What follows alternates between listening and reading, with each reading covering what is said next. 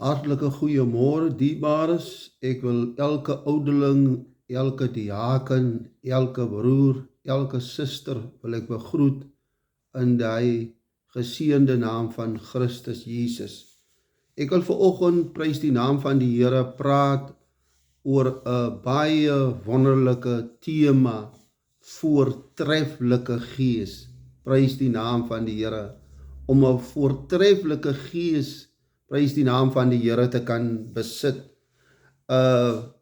Daniël 6 vanaf vers 4 verklaar: toe het hierdie Daniël bo-ministers en landvoogde uitgemunt, omdat 'n voortreffelike gees in hom was.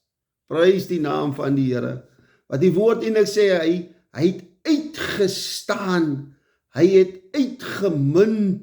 Prys die naam van die Here. Halleluja, omdat daar 'n voortreffelike gees in Daniël was. Prys die naam van die Here. Ons gaan vanoggend so 'n bietjie kyk na 'n voortreffelike gees. Wat beteken dit om 'n voortreffelike gees te besit?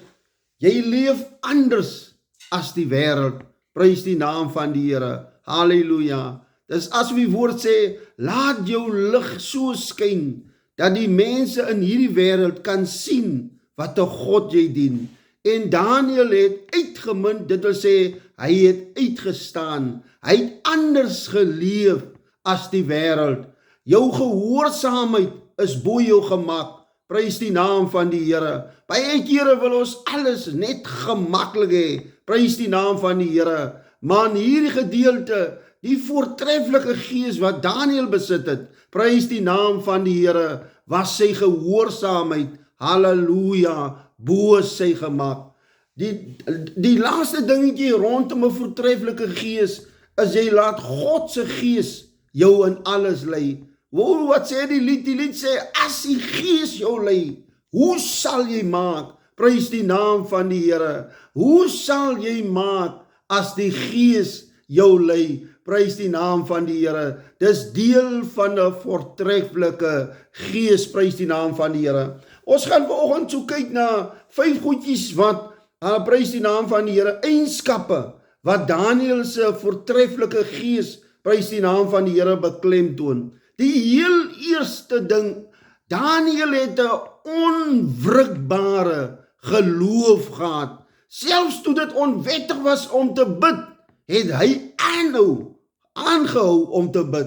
Dit wil sê, sy geloof was so, niks het hom geskei, prys die naam van die Here, van die liefde van Christus nie. So wanneer ons 'n voortreffelike gees besit, halleluja, is die eienskap daarvan, halleluja, 'n onwrikbaar geloof, standvastigheid, onbeweeglik, prys die naam van die Here, altyd deur oorvloedig in die werk van die Here. Die tweede aspek was integriteit, prys die naam van die Here. Om integriteit, dit gaan oor geloofwaardigheid, prys die naam van die Here, halleluja. Sy vyande het alles probeer en gekyk, hoe kan hulle fout vind?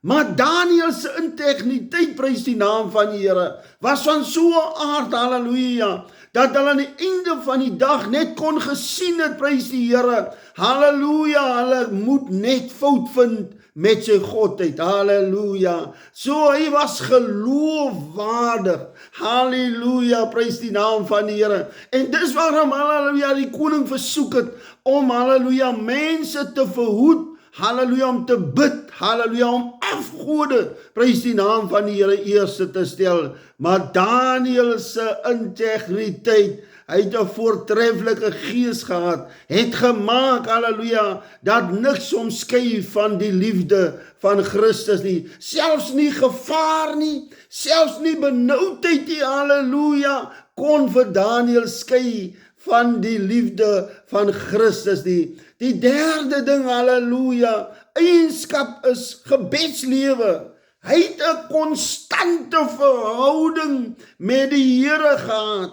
Hy het soggens gebid, hy het die middag gebid, hy het in die aand gebid, 3 maal per dag. Hy was konstant, Halleluja, in sy gebedslewe, prys die naam van die Here, 'n voortreffelike gees. Dit wil sê, hy het 'n liefde vir gebed gehad. En dis wat vanoggend uitstaan in 'n voortreffelike gees. Dis mense wat gedurig deur bid en nie moedeloos word. Dis mense wat gedurig deur God vertrou. Halleluja. Dis die derde aspek. Die vierde aspek is sy geestelike onderskeiding. Halleluja. Hy kon drome uitlê, hy kan visioene, kan Daniël, halleluja, verklaar het. Prys die naam van die Here, want hy het 'n voortreffelike gees gehad. Hy het 'n gees gehad wat God behaag. Halleluja. Die vyfde aspek, prys die naam van die Here, wat deel is van sy eienskappe, moed. Hy het moed onder druk gehad. Halleluja. Terwyl hy natuurlik net soveel druk op hom sit om te bepaal, jy mag nie 'n ander God, prys die naam van die Here, halleluja, aanbid nie, het hy sy God, het hy geaanbid.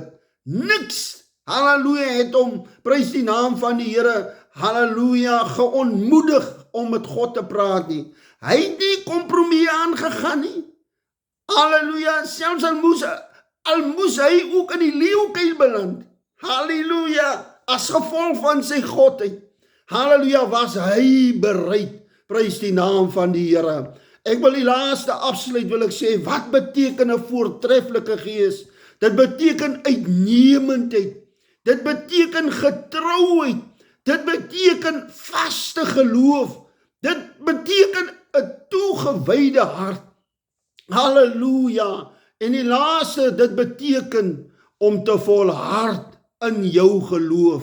Halleluja. Daniël, halleluja, het dit gedoen. En die koning moes uiteindelik, halleluja, hierdie Daniël sien waar hy, halleluja, uitroep, Daniël, was jou God in staat, prys die naam van die Here, om jou te red. Halleluja. Halleluja. En dit het gebeur. Die leeu's het in Daniël se teenwoordigheid, halleluja, gesit. Daar was geen vlek of wond aan hom bevind nie, want Daniël het 'n voortreffelike gees, prys die naam van die Here, het hy gehad. Vader, ons kom vanoggend na gees aan u alle lof, alle eer, Here. Dankie dat u ons kom wys, halleluja, hoe lyk 'n voortreffelike gees, onwrikbaar in die geloof, Here, om vas te staan, Here. Help om ons vas te staan. Help ons om, halleluja, gehoorsaamheid, halleluja, te kies bo gemak, halleluja. Want baie kere wil ons kompromieer, Here, maar u is ons God, wat ons vanoggend sal help, om hierdie voortreffelike gees wat Daniël besit het, waar hy uitgemunt het, na te jaag, in Jesus naam. Amen. Geseënde